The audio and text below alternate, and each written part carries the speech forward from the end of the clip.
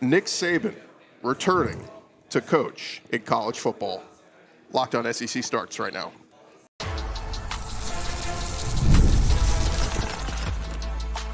You are Locked On SEC, your daily podcast on the Southeastern Conference. Part of the Locked On Podcast Network, your team every day. And what's up, everybody? Welcome into Locked On SEC. It's great to have you guys along. Thank you guys so much for making us your first listen every day. Shout out to everydayers for keep coming back and checking us out each and every day. And today's episode is brought to you by the Gametime app. Of course, download the Gametime app, create an account, use our code LOCKEDONCollege, get $20 off your first purchase. All right, guys, we got to dive right into this news broken here on the first day of SEC Media Days. Chris Gordy here with you. Zac Blackerby, host of Locked On Auburn, sitting alongside of me. And Zach, the news comes out. Greg McElroy, over on his show on Mac and Cube, puts a report out there that says a person, quote, in the know, believes Nick Saban, the GOAT, will return to coaching.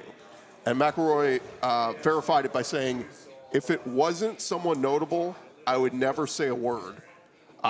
This is crazy. It's nutso. Again, it's a little bit shock and awe. Yeah. What's your reaction? Yeah, I mean, I think from the college football fan reaction is, okay, the greatest coach of all time. Like, we kind of all made jokes as soon as he retired, like how bored he was going to be. Maybe that's part of it. Maybe he just can't stand being on the sidelines. We've seen more and more reports, pictures, videos of him being more active in Alabama recruiting as of late, and they've been killing it on the recruiting trail. As of late, is that all of why? Like, it's probably not all why, but it can't hurt, right? And so for Greg to report this at the start of SEC Media Days, like, I don't think I'm shocked or blown away, but you read this, and then all of a sudden the first question is, okay, well, where makes sense? Well, because hold that thought. Yeah, we'll sure. I'm getting ahead of you myself. I'm sorry. But I look at it like this. I mean, he is 73 years old. He will be 74 on Halloween this year.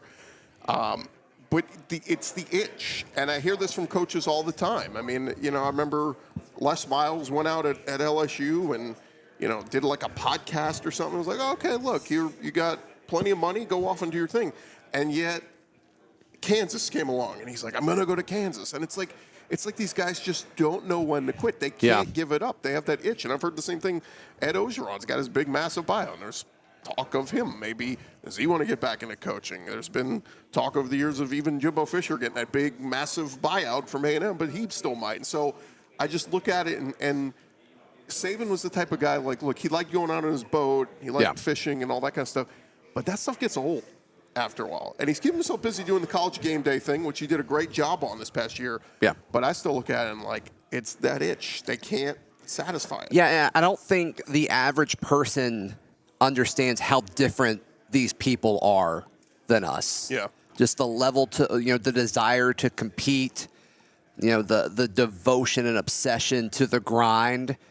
And, I mean, Nick Saban was that, times a million, right? I mean, that's why he was able to achieve what he was able to achieve. So, once again, like, I'm not blown away by this. I mean, in the fact that, like, it's huge news, but I'm not saying it's shocking.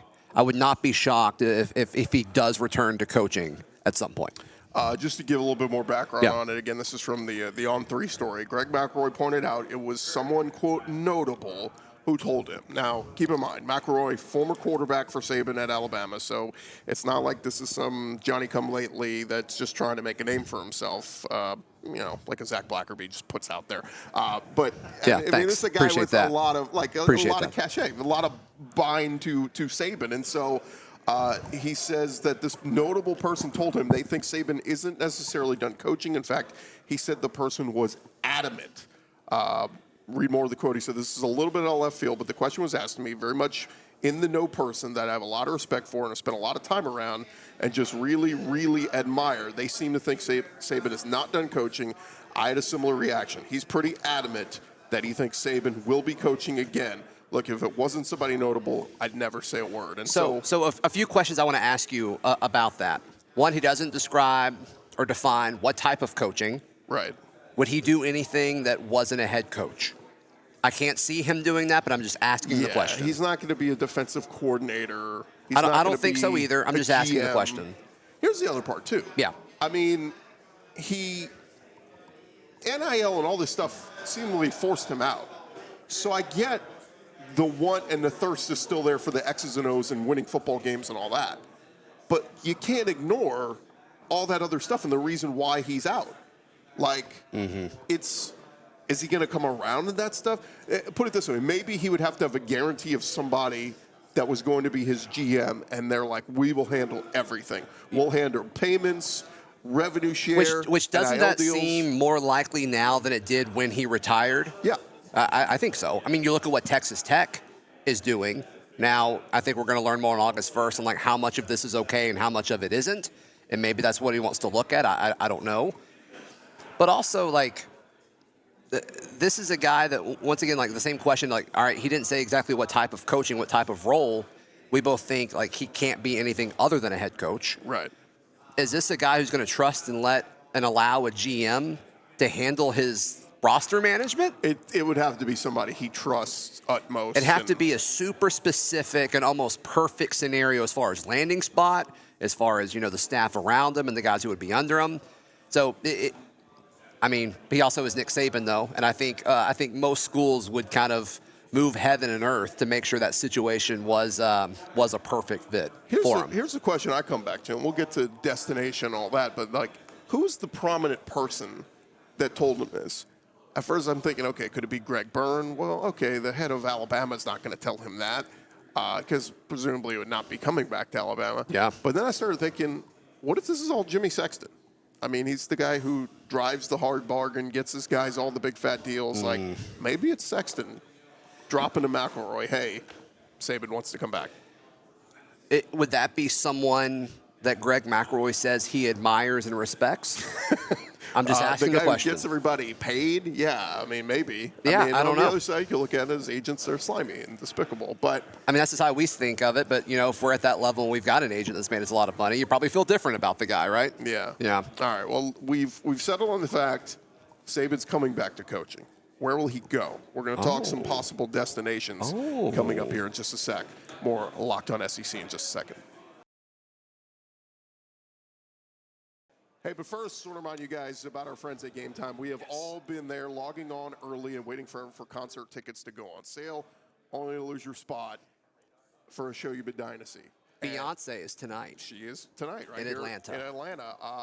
And look, it's about making memories. It's about having fun and seeing that artist that you adore. That is where Gametime comes in. Yes. Gametime makes getting concert tickets even easier than ever. Prices actually drop the closer you get to showtime, and you could save up to 60% off with their killer last-minute deals. Of course, you can get a panoramic seat view. You can see what your seat view looks like. The price you see is the price you pay. No hidden fees with the Gametime guarantee. And, of course, they if you're worried about what happens if your plans change, the Gametime guarantee has your back with the cancellation protection and more. Take the guesswork out of buying tickets with Gametime. Download the Gametime app today, create an account, use our code LOCKEDONCollege. That'll get you $20 off your first purchase. Terms apply. Again, create an account, redeem our code LOCKEDONCollege, get $20 off. Download the Gametime app today. Last minute tickets, lowest price, guaranteed. All right, we continue on here, Locked On SEC, a special edition from SEC Media Days as we are reacting to the report put out there. Greg McElroy saying that a person in the know believes Nick Saban will return to coaching. Again, he said, if it wasn't someone notable telling me this, I would have never said a word. And so now, Zach, we start to run through the gamut of, okay, 73, soon to be 74-year-old Nick Saban's coming back. Yeah. In this day and age of transfer portal, the Wild Wild West, NIL, revenue share, all this kind of stuff. So let's say he's on board with all this stuff and just the itch is there and he's ready to get back into it. Where does he go? And that's where I look at what jobs could be open next year. And, certainly you have to start at home. If Kalen DeBoer goes 8-4, 9-4 again, I think, it's going to be a massive buyout, but I think some for big Nick Bama Saban, boosters you pay it. Yeah, and Bama boosters would say, we're willing to rip the Band-Aid off if the GOAT can come back. Yeah, and I don't even know if, it's so natural for say, okay, well, what jobs are going to be open? But it's like, if you feel like you've got a shot to get Nick Saban for another year or two, I mean, you make the job open, or you let him know, like, hey, we will pick you over the guy that we currently have. Because I think all of the jobs that, like, are on the radar to come open aren't jobs that I think he would go do. I mean, you look around the SEC, it's like Florida might be the most interesting one, but I don't think they're in a win-now situation if they were to get rid of Billy Napier at any point, because I think there'd be a lot of people that would enter the portal. That would be a sexy spot, just from a standpoint of you would have DJ Lagway, presumably. Assuming he stayed, and if you're Florida and you let go of Billy Napier, you could tell, like, hey, we're doing this because we think we can get Saban. Like, maybe it helps you with a roster retention standpoint. But all the other ones that you've kind of seen as far as, like, potential hot seat stuff, like, I don't think Oklahoma makes a ton of sense. I don't think Arkansas makes a ton of sense. Hang on. Oklahoma would be interesting just because they have a ton of resources. You have Jim Nagy there, the former Senior Bowl guy who's, loves Saban, and they would be close. That's a good point. And that would be a great guy. I forgot he was there. That's a really good point. Run your system. Yeah. So, but again, Venables has a pretty big buyout, but you would, you would pay that. You figure it out for what right? it takes to get Nick Saban. Yeah, you figure it out. Arkansas, right? No, you want to make a pitch for Arkansas? No, I'm there with you. And look, it's nothing against Arkansas. I think, look, it's a good program. I think Saban, if he were to come back, he's looking for someplace that's ready to win now. For sure. Because again, 74 years old. Yeah, which I think Florida you could revamp quickly. Oklahoma you could. You really might. Yeah. And then, who else would you say is on the hot seat in the SEC? You ready for the one that I? Yeah, I'm not going to say it. You have to say it. The ultimate. You have to say it. I can't say it. You have to say it. It would just be fantastic as if we flipped it and he went to Auburn. Can you imagine? Yes. You can imagine that? Yes, it'd be incredible. He wouldn't do that though. No. I mean, think about there's stuff named after him at Alabama. Like, I mean, you talk about like ruining a legacy of like the greatest coach of all time, and like, everybody in Tuscaloosa like would do anything in the world for you. I mean, what a quick way to ruin a lot of that. Iron Bowl tickets would be. I mean, Gametime would sell out. Like, I mean, it would be one of the biggest stories ever in the history of college football if that were to happen. Can you see him in the Auburn polo? Like, no, I can't. And to be honest, like, program with a great tradition. Yeah, I was respect. Yeah, it's like I've always loved Auburn. Here. It's like, what? No, you didn't. And like, I don't want you to say that. Like, I don't, as an Auburn guy, as an Auburn diehard, like, I don't want you to say that. Trying to think of other. Kentucky is on there. LSU would be very like if Brian Kelly didn't make the playoff this year. I mean, that would be one that would be like, I'm coming home. It's like back where it all started. That makes more sense than Florida to me. But like, is his seat that hot though? Him being Kelly, like, I don't get the vibe that it's that hot. But they feel like he's got to make the playoff this year, and this is his best team that he's had. He's got a really good team. So if they lose really 3, good 4 quarterback, games, I mean, Yeah, it's like if you can't do it with this, like, what are you going to do? But like if he goes 7-5, sure, that would. I mean, it's a ton of money, but the boosters might say. And once again, you're more motivated to make a move like this that might be kind of iffy if you know you've got a shot. Yeah. At Nick Saban. And Todd Graves at Raising Cane's might say, you know what, I'll open up the checkbook. I'll pay whatever it takes. Yeah, got a little pay a little bit extra for the sauce or whatever. Yeah. Outside of the SEC, I'm thinking like, okay, maybe a Clemson like Dabo could retire.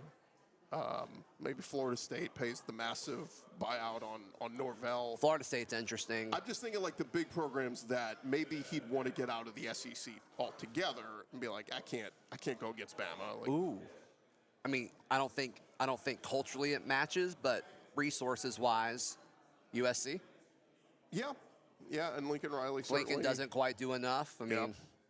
But I can't really see him there. I can't see him anywhere other than Alabama, honestly. But I mean, I just can't see him out there. Right. But Miami would be interesting if they decide to make a move. So sure. Teams that are very resource rich, powers that would be very easy because let's be real. If you're Texas Tech, do you give them do you try that? I mean, I know it's not living in Lubbock. I get it. I'm just asking the question. I mean, you're thinking about teams with resources that could flip a situation where you could win right away. Yeah. Tech has displayed that they are ready to play ball and do that. Yeah, I just and here's the thing: if he's coming back, it's for like 2 years. Like it's not for No, yeah, it's for one more run. Yeah, for sure. And where can I go and win very quickly? Those are some places that are options. Yep, right. All right, we'll return here from Locked On SEC. We're going to take a quick look at Paul Finebaum had a retort to what Greg McElroy reported. We'll get to that here coming up in just a second.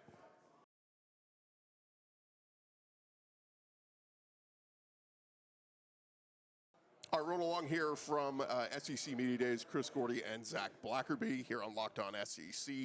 And we've been talking about the news of the day that Greg McElroy put out there saying a person in the know believes Nick Saban. They said will return to coaching. Not even like could. Will return to coaching. It's a pretty strong claim. And McElroy again said if it wasn't somebody notable, I would never say a word. Do we think maybe Greg Sankey told him?